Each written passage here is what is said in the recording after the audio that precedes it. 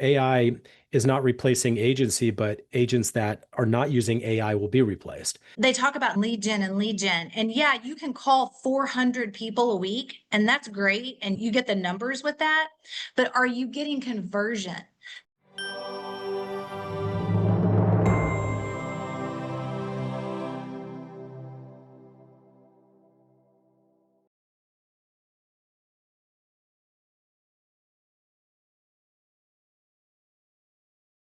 Hey everyone, Shaune Corbett here, Real Estate Success DFW. We have Michelle Ozymy on with me. How are you, Michelle?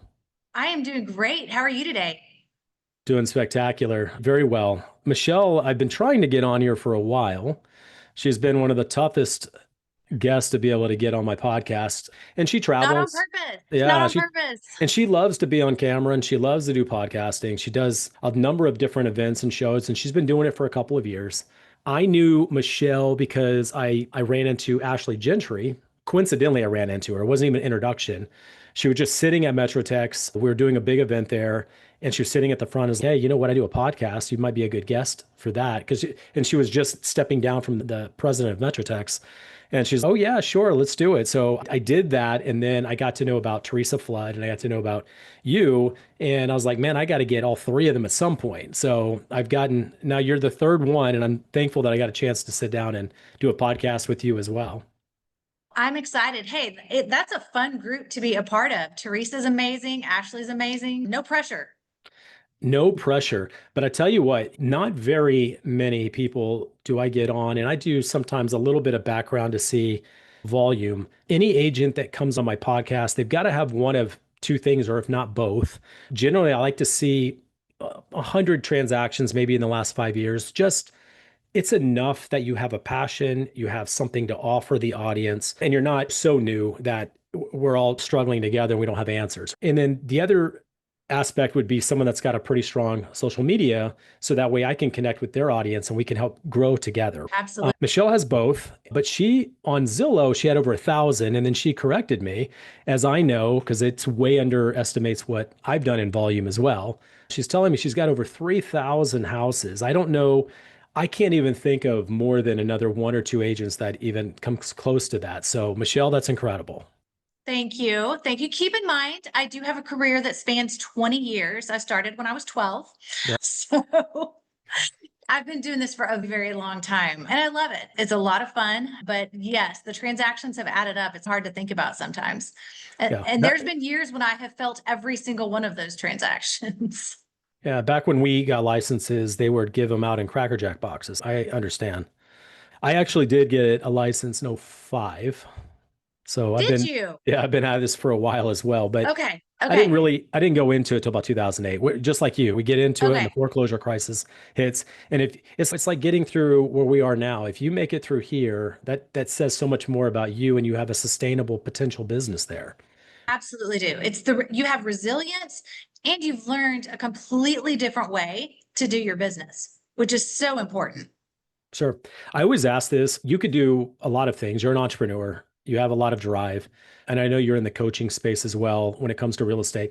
Why did you end up in real estate?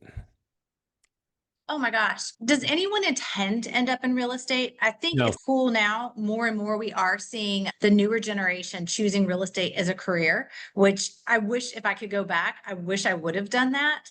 But I ended up in real estate because I got tired of the corporate world. I had two kids, didn't want to be a stay-at-home mom, but definitely wanted to be able to work my schedule and raise my kids the way I wanted to raise them and make as much money as I wanted to make. And what's better than real estate for that? No, I love that. You bring up an interesting point, because I ask this, and a lot of times I'll preface like the people I know that are successful in real estate, none of them were intended to be real estate agents.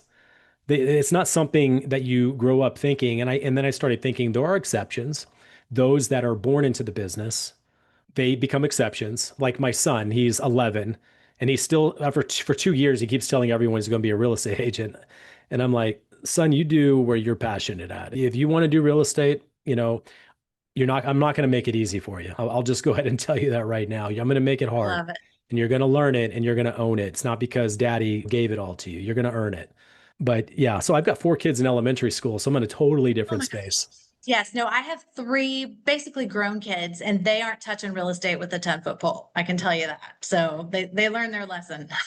Yeah, so it's you and Alan, your husband. Y'all both are in Mhm. real estate. You said Yeah, you're coming up on 20. He's at like half that, about 10 years in right. real estate. Yeah. And I even looked him up coincidentally, and he had a number of like transactions last year too. I'm like, wow, I could have probably interviewed him as well. What's fun is we're so very different. He is definitely like a little more fun, a little more comical. First time buyers, that's his jam. He loves them. They love him. And he's so great. He was a kids pastor before. So he is just incredibly patient and just great with the first time buyer market.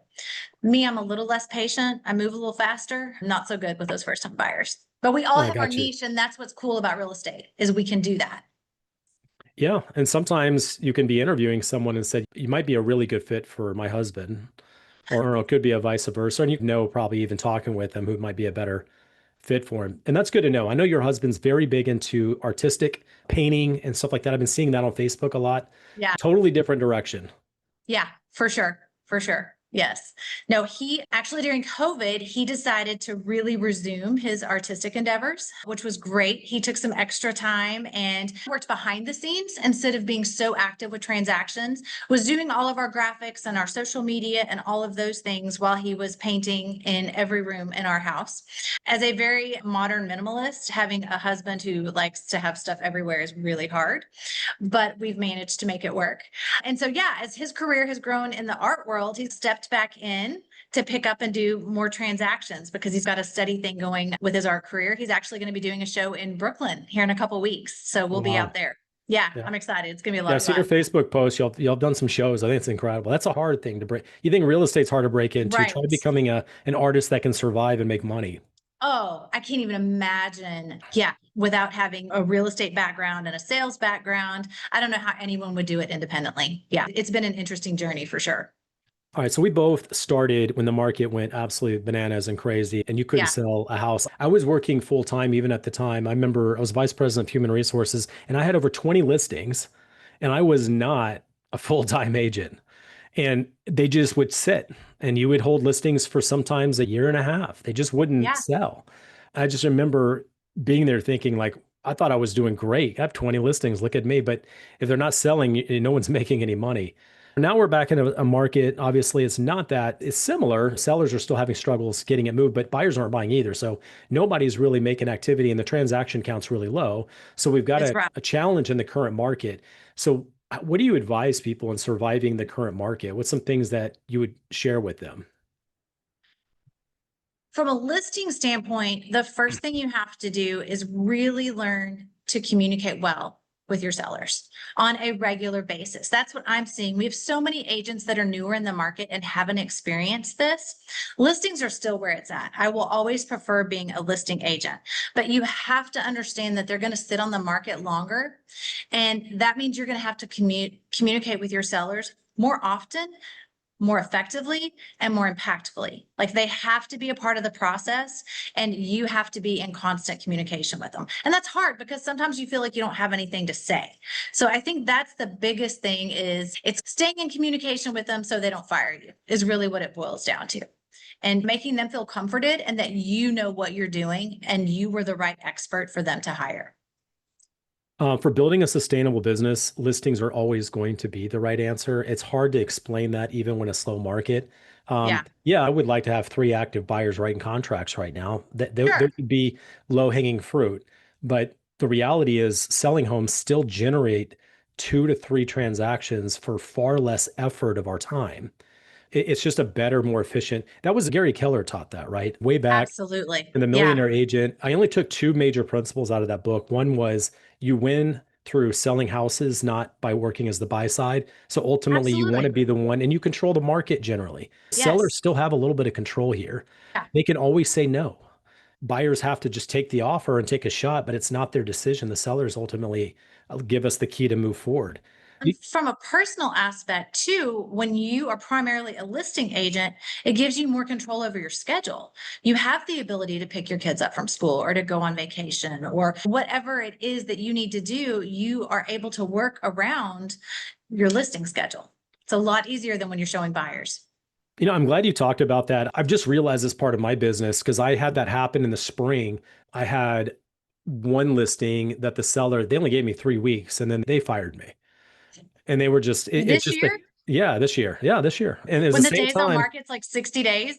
Oh, yeah. No, it took them 4 months to sell it. So they went through Yeah. two other agents. But it made me think about, I remember when I had 20 listings and I still had to give some type of feedback. Otherwise, it's especially difficult now because we came from a market where you didn't have to talk to the seller at all and it would just sell and you'd be the Yeah, hero. But now absolutely. sellers still have a little bit of the residual. Wait a minute, it's not selling and I know they sell. What's going on? What are you doing wrong? And staying in front of them every week is incredibly critical to stay top of mind. I am making an effort. We did have this many showings. We're doing an open house. Whatever your marketing strategy is, just remind them. And then you need to find some analytics that run value on the property and show how it compares to other analytics and other properties. There's things that you can do to prepare yourself. And if you don't know what to do, ChatGPT will tell you what to do. Oh, absolutely. Yes. And just coming up with a system, every agent should have systems in place, and you should have a system for how you communicate with your sellers so that you're reaching out to them 3 to 4 times a week. And your sellers should know in advance of you signing the listing agreement what that system is, so they know exactly what to expect. No, that's incredibly valuable. And it's a little more work for you, but you build greater rapport with them and they're less likely to say they're still working. They are effectively still working for me. You've been selling real estate for a long time. One of the things we talk about, and I joked with you, have we ever been to a realtor retirement party? And very few of us have because we normally are driving around at 80, still trying to show houses to make that last bit of money because we don't have retirement set up. Right. Talk That's right. about use the term finishing strong. What does that mean? Finishing strong just means leaving a legacy. So, an impact with my clients, with my customers, and then also with my family, showing them that this entrepreneurial lifestyle was worth it, that it made an impact for them and how they build their lives. And then I'm at the age, and you may be as well, with as long as we've been in the business, where I'm starting to have my clients' kids call me, which does make me feel old, but that is cool. That is finishing strong to me, where I've done a good enough job that someone who I showed houses to when they were 12 is, I still want to use them as my realtor. Yeah, that's cool. I think most of my clients were probably younger. I don't think I've experienced that where I've shown the grandpa or the parents, and then I've Yeah, actually sold the house to the kids. And I'm like you, probably 95% or more is referrals, right? I don't generally pay for leads and things like that. I only work with people I know and trust. So it's connected that way. And I have absolutely. plenty of brothers and sisters and parents. I might have to think about it if I've ever sold a kid a house from the parents as a referral. Isn't that I don't know if cool? I have. All right. Well, very, Your kids are younger. Your kids are younger, so you're yeah. not quite to that season yet, but it's a fun place to be. And it lets you know that you really did do a good job, because parents may use you again, but they're not going to refer you to their kids if they don't feel like you're going to take good care of them. It is a good referral. One other thing, you have partners that you work with. It could be title lenders, inspectors. If you've been really effective at what you do and you get referrals from them, I think that also says a lot about your business and that they can pick anyone. And Absolutely. they're going to hurt feelings if it's known that they pick you. Yeah, Um, for sure. which always kills me because I get those referrals because I solve real estate problems is generally where I'm strong, but I can't ever tell anyone because it would compromise my relationship with them and they would never give me a deal again because it hurts everybody Right. else's feelings. So that's a cool place to go. You can also get referrals from your own immediate real estate network. Um, Absolutely. Absolutely. let's talk about because I know you've moved a lot into coaching as a part of your business today. Um, Yeah. and you've got a couple things that you probably are coaching on. One strategy. How does that impact your business, or what do you do with strategy? What's the question again? All right, so you have three interesting things that you'd be a genius at answering. Yes. Strategy is one of the things, and I know you and I have talked about that. How do you feel about strategy? Okay. For me, first of all, it's working with a client and determining what their niche is. I think people come into real estate And even as a coach, we come into coaching and we want to sell everybody a house. We want to coach everybody because we feel like if we cast the net really wide, that's going to bring us more clients and we're not going to miss anyone. But really, we all like attracts, and that's true in everything. And in real estate, especially, I like to work with my clients on the strategy for who they're going to work with. What's going to make the most sense for them, how they're going to build their business. I was talking to a lady the other day. She's on a team. She's getting Zillow leads. The Zillow leads are paying, she's got to pay like a 40% referral fee, and then she's got to pay a 50% team split and this and that and the other. And then we start talking, and she's been in the beauty industry for 20 years. She has a database of over 1,700 people who she's done their hair, so they know and trust her. I'm like, why are you not reaching out to those people? That's your niche. That's your strategy. That's the people you need to be talking to, because you're not having to pay them a referral fee, and they're going to be ready to use you. So it's helping people find what's right for them. For some people, Zillow leads may be the right thing, but for her, there was a better strategy, and it's working with people to find that. Yeah. And she could even niche to the point where, I'm the music industry agent, right? Yeah, Even something so niche. And people always look past that because they feel like no one else is going to call me. And that's not true. it's You know, not. Yeah. your net will shrink, but your conversion will increase. Its niches are in the or riches are in the niches. Yes. And that's what people don't realize. They talk about lead gen and lead gen. And yeah, you can call 400 people a week, and that's great. And you get the numbers with that. But are you getting conversion? That's what's important. So if you're calling a bunch of strangers or a bunch of people who aren't connected to you, that's not going to convert. Wouldn't you rather call 15 people who are going to be happy to hear from you and actually get even just one lead versus 100 calls that don't even answer the phone or call you back? So yeah, I think people get lost in checking the box of the numbers, and they don't pay attention to that conversion piece. And people will call you even if you're not in the niche that you specialize in because they got referred to you or because you've sold a lot of real estate. It's just maybe not, the same of what they do, but they still know, like, and trust you to the point they're going to call you anyway, regardless if you sell to the music industry and you're not in the Exactly. music industry, they're still going to call you. And everyone Exactly. always overlooks that. They overthink it. Yeah, no, 100%. And it causes them to really spread their bandwidth too large. And that's what causes burnout very quickly. And we are experiencing a lot of burnout right now in our industry.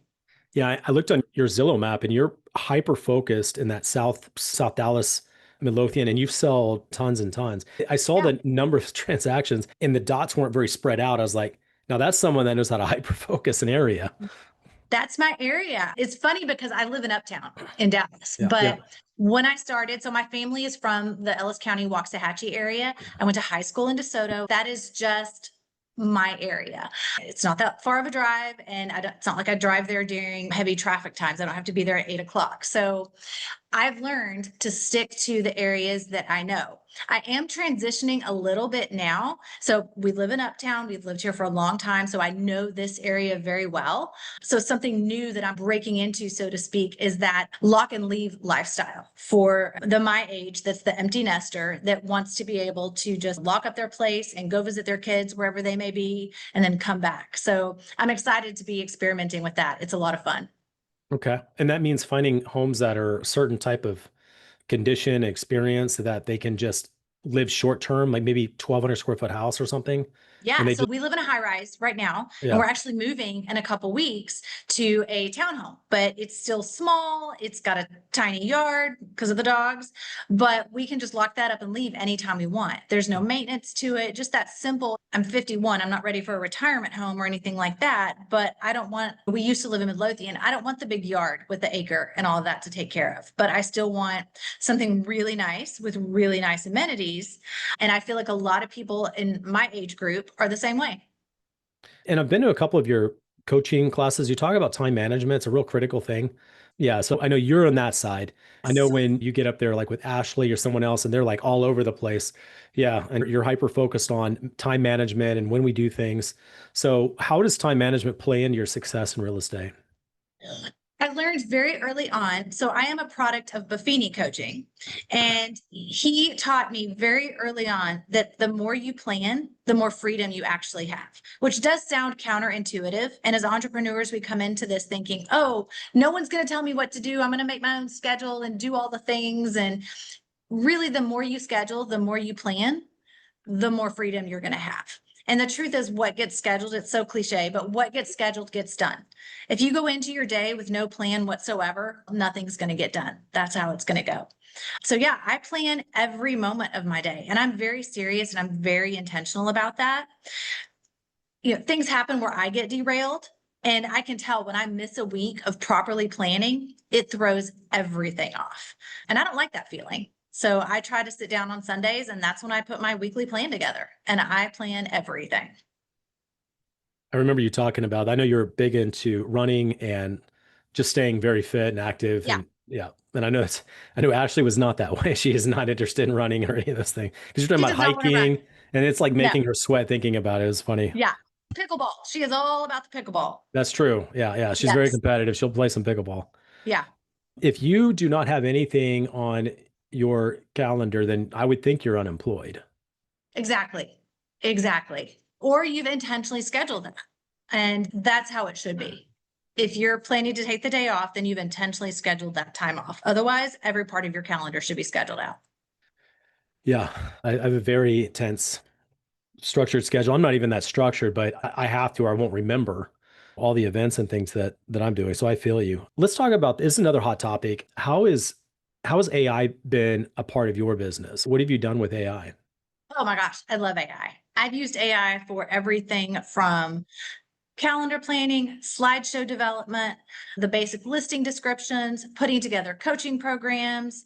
On the real estate side, it's helped me with listing packages. I've used AI for a lot of things. It's a fantastic tool. I think realtors are embracing it the way they should. And of course, it's out of fear. It is. I think there's a kind of a general perception that you can't trust it or it's too hard to learn. There's a lot of perceptions about it. And it's hard to imagine. We can say in the cheap seats, AI is not going to replace agency. And that's probably realistic in the next 2 to 3 years. But we go 5 years out, AI is going so fast. There is going to be elements of it that will take the agency space. There are a lot of things it won't. And I'm sure you've heard the notation, AI is not replacing agency, but agents that are not using AI will be replaced. And I think that'll be true in any industry. Yeah, sure. I agree. I think it'll be true in any industry. It's just anytime new technology comes along, we're not still using the old. Remember the old Mapscos that you had to drive around? Yeah. Like I delivered pizza in my early 2000s, so I use Mapscos. Okay. So that's how I used to determine my route and how I was getting to the houses I was going to show. How inefficient would it be to do that now? And why would I when I have GPS and now I have AI to put the route together? So it's just a tool to make us more efficient so that we can do our jobs better and faster and have more free time. Sure. And I know this will probably time the show, even if you watch this a year later. You've made a big transition. So you started with Coldwell Banker, you moved to Remax, and then you set up a team and your own brokerage, and you called it something else. But Knob and Key is the name of your brokerage for years. And you've just basically made a recent change. You've joined someone else. Where did you join? We joined Keller Williams, the Dallas Preston Road office. So part of the Go Network. In fact, our friend Teresa Flood. Okay. Yeah. Is she like I know she's there. Is she like a partner, manager? What is her role there? She's the team leader. Okay. Yeah. And actually part of that decision, part of it was coaching motivated, but another piece of it was for a long time, we weren't leading a team any longer. It was just Alan and I, and we were looking at the technology of all the big brokerages and all of these brokerages that are merging. And there was just no way for us as the independent broker to compete at the level that we wanted. I love all the tools that they offer and that any of the big brokerages offer really. And financially, we weren't going to be able to do any of those things. So with it just being the two of us, it made sense. So super fun, super excited. I'm learning so much. Oh my gosh. Let's talk about, that's a big aspect to your business is the coaching aspect. I know you've been coaching for a while, and I know you do boot camps or seasonal things where we have a start to in time. Talk about your coaching, because that's one element that I know you're really trying to grow out as part of moving to that new office. So what does that look like? So I am with the Go Network also has a coaching program that's actually available to everyone. Keller, we're brand agnostic, so to speak. It's called the Coaching Nexus, and they offer a variety of different coaching programs. But I am super passionate about really teaching agents how to build their business in addition to doing so while still living a life they want to live. I think for me, and maybe for you as well, when I started, it was so all encompassing that there's things that I missed in my family's life. And what I've learned now over the years is I could have managed that better. And so my goal is to help men or women really build their business and build their family so that it all works together. I don't like to use the term work-life balance. I don't think that's realistic, but I think we can all have better work-life management. Sure. We have to work enough to live, unfortunately. And Absolutely. sometimes it takes 80% of that personal space, and sometimes it takes Yeah, 20%. Um, exactly. But it's knowing how to manage that and how to prepare your family and your schedule for that. sure. And we're talking, some of the elements can be the scalability element, but you're really talking more about maybe like VAs, Yeah. the CRM, having it work for you, managing your time management, blocking schedule, and things like that. What other ways do you see like you're being able to offer that to agents and helping them manage that time better? The biggest thing that I see that agents are lacking is the simple basic schedule. They don't have a strategy for their schedule, or they're spending a lot of time doing things that aren't producing any fruit. One of the first things we do is October is a big business planning month. We're all getting ready for 2026. The first thing that I started with my coaching clients, go back through your calendar for the last 12 months. Where have you spent your time and where have you gotten business from? So if you're spending all your time at networking events, but you didn't get any business from networking events, maybe that's not what you need to be doing. You can put that on your calendar as a fun event. And that's just something that you're doing for enjoyment. And that's totally okay. We all need to do things that just bring us joy. But if you're considering that a way for you to be getting business and it's not, you need to recognize that and not do it for that purpose. So that was the biggest thing, is really helping people understand their calendar and where they're spending their time, because so many of them don't. That's true. And I bet you could go to any, especially a newer agent, look at their calendar and they're all blank. They have Yes. nothing going on. They don't Or have they don't regular have one. events. They don't even have one. Yeah. Yeah. There's no plan. Yeah. My plan is I'll call random people every day. There's not really any measurable event going on. If you call so many, you should get this kind of result. I called 3 yesterday and I called 0 today. We're not really moving anything forward and there's no any continuity. And you got to be Yeah. really intentional right now. Oh, you do. You have to dig a lot deeper, and you maybe have to look for business in different places that you weren't really thinking of. And doing that and staying intentional in this fourth quarter, it's going to make a huge difference in 2026. Yeah, all of our relationships and people we know and trust that know us, we may not be top of mind, and they all know lots of agents. How many times do you get this? Yeah, I've got an agent or I know an agent. Everybody knows an agent. I think I Everyone has a saw, sister that's got a license.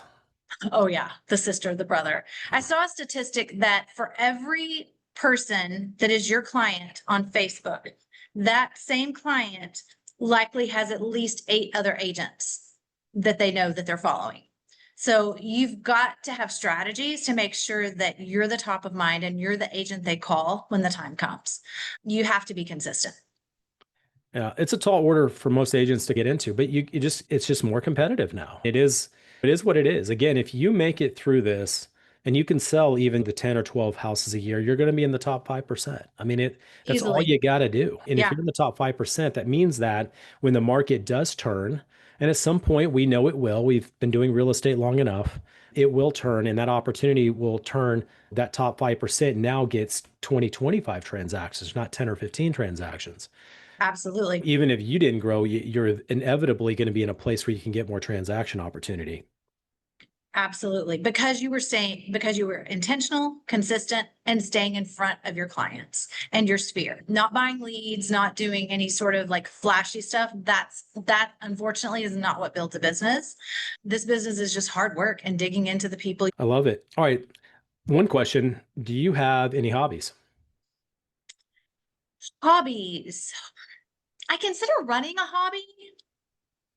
I don't know if other people consider it a hobby. I'm not fast. So while it is my form of fitness, yeah, I guess my running and I do some creative writing. So yeah, those are my two hobbies. Yeah. I asked that. Most agents get so hyper focused either on family or real estate. And Yeah, most of us in general, it's not just real estate people. Most people don't have hobbies anymore. no, they No, don't. if I wanted my car fixed, I'll go get someone to do it. If I want my house fixed, I'll get somebody to do it. And we don't learn how to do those trade skills. So we No, don't get better in that space. And that's a lost opportunity to be in the hobby there. I I love ask that. that just as a reminder to all of us. It's good to have things outside of just work and family. It's okay Yeah, to do some fun things that you can pour your energy into and work your creative side with no stress. It's a de-stressor. yeah. What's your hobby? I do a lot of grilling. And I'll say the funny thing, when you have four kids in elementary school like I do, whatever their hobby is my hobby. That's Yes. now I'm a lacrosse guy. And Okay, I've never known anything about lacrosse until my son started 3 years ago. that's Um, awesome. so that's something. But as far as grilling, I have a really nice backyard. I'm on a creek. We got a bridge and everything. And I just sit out there and I experiment with all kinds of smoker stuff and flash grilling. And then I do all my vegetables out there. I've really gotten into that. I do that every week. But it's peaceful for you and Oh, like it's it's for your chill sure. time. Yeah, It no, is. I love that. I love that. And you're right. We do, especially as Americans, we've gotten away from having those hobbies. So you're absolutely right. What is the best way for people in general to find you, Michelle? They can find me on social media or they can email me at michelleozymy.com. I have your at Michelle Ozymy. I have that as your social media handle. Is that pretty much all of them? Yeah. Okay. Yeah. I'm easy to find on Instagram and Facebook. Not a lot of Michelle Ozymys out there. So it's pretty simple. We're going to post that on the YouTube video. It'll be listed below. Cool. And I will also, you have any coaching information if you want to send that to me, and I'll include that as well Cool. so people can reach out to you that way. Awesome. Awesome. Awesome. Thank you so much, Michelle, for jumping in with me. Great interview. I love the energy. I'd love to do this one again. It's fun. I Maybe enjoyed it. we were supposed to do it in person. It was just getting that coordinated was already a challenge already. Oh So my gosh. We would yeah. have never met. So maybe next time we'll be able to do it in person. That'd be cool. All right. Thanks so much. I appreciate all of you that watched this. You really enjoyed it. Having Michelle and of course Teresa and Ashley and the whole group there. I'm going to continue to do these every single week. You'll be able to jump on, just subscribe to my YouTube channel. I've got a lot more really good interviews coming. And anything else you need from me, you know how to find me. I'm easy to find. Until then, have a high performance week and I'll see you on the next show. Thank you. That wraps up another episode of Real Estate Success DFW. I hope you're leaving with new insights that push your real estate career forward. If you enjoyed the show, please be sure to subscribe, leave a review, or share it with fellow agents who's ready to succeed. And if you're interested in working together or have any questions, I'd love to hear from you. Reach out to me directly. My personal phone is 214-228-0383. Let's connect and make real estate success happen together. Until next time, keep pushing forward. I'm Shaune Corbett, and this is the Real Estate Success DFW. Have a high performance.